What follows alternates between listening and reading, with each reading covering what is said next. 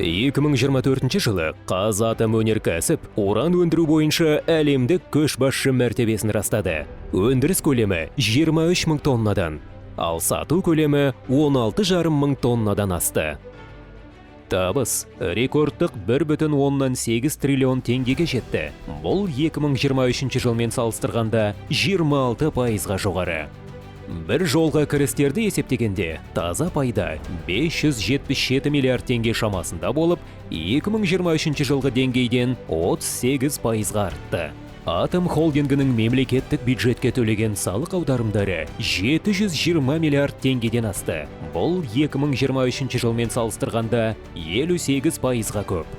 Қазатомөнеркәсіп ресурстық базаны кеңейту үшін Түркістан облысында барлау жұмыстарын жүргізуге жаңа лицензиялар алды. Уран қорының болжамды әлеуеті шамамен 170 мың тонна деп бағаланып отыр. 83 мың тоннадан астам қоры бар Инкай кен орнында уранды тәжірибелік өнеркәсіптік өндіруге мүмкіндік беретін келісім шарт жасалды. Қазатомөнеркәсіп тек уран өндіріп қана қоймай, ядролық отын циклын дамытуға ерекше көңіл бөледі. Үлбі ЖБК зауыты жылына 200 тонна төмен байытылған уран өндіріп, толық жобалық қуатына шықты. Компания тантал, необи және бериллий сияқты сирек металдардың минералды шикізат базасын толықтыруда. Ақтөбе, Абай және Ұлытау облыстарында барлау жұмыстарына лицензиялар алынды. Қазатомөнеркәсіп серіктестік географиясын кеңейтуде. Біріккен Араб Әмірліктері мен Канададағы клиенттердің сұранысы қамтамасыз етілді. Алғаш рет Швейцарияның энергетикалық компаниясымен келісім шарт жасалды. Тәж сирек мет компаниясымен сирек металдар саласында, ал француздық Орано компаниясымен білім беру саласында өзара түсіністік туралы меморандумдарға қол қойылды. Монғолия аумағында уран барлау жобаларын зерделеу бойынша Мон Атом компаниясымен келісімге қол жеткізілді. 2024 жылы Қазатомөнеркәсіп акцияларының ең жоғары бағасы 47,5 ақш долларына жетті.